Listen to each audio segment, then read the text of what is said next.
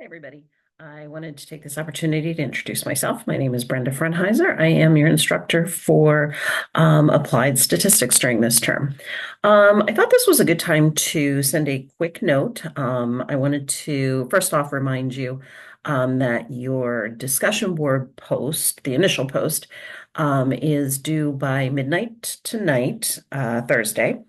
And a couple of things as we start to get into the idea of submitting some statistics. Um, First thing that you're going to find is that there's not actually going to be a whole lot of calculation that you need to do. I know you think, okay, I'm taking a math class, I'm going to have these major calculations, but in all honesty, if any of you have worked ahead and as you start to work in Module 2, you're going to see that Excel is actually going to be one of the vehicles that you're going to use to do most of your calculations. Your job really is to apply and explain the statistics. So as your first example here, you obviously have a discussion post due. And in that discussion, you are being asked, well, you're given a scenario. We've got Susan, who's a high school principal. She's looking to choose a movie for movie night, and she wants the event to be as successful as possible. So she's looking to take a sample. She already knows that a simple random sample would work. Simple random sample being just kind of choosing names out of a hat, that type of thing.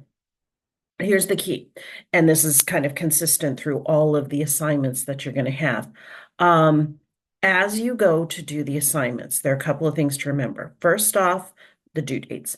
But second, remember who your audience is. You want to make sure that you are writing, even a discussion post, not as though you're writing to me or your statistics instructor or that you're writing to your classmates. You want to be writing directly to Susan. And again, that's going to be consistent throughout all of the assignments coming up. So keep your audience in mind. Details are very important. The idea here is we want to give Susan a recommendation that she could immediately use. So it's great to tell her, hey, split the population into groups.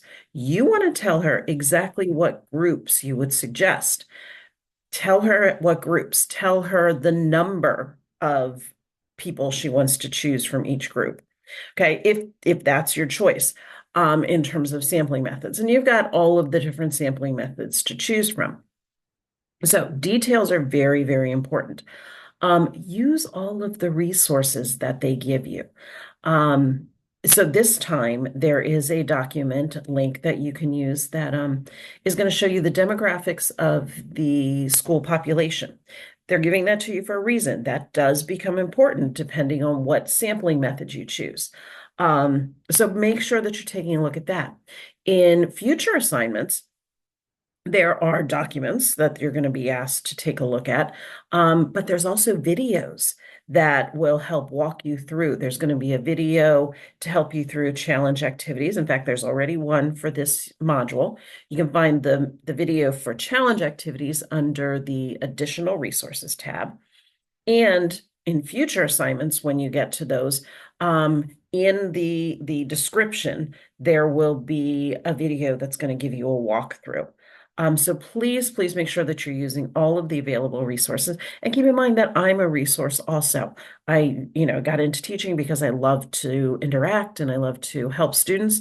So please reach out if you find that you need any additional support. So discussion due midnight tonight on Thursday.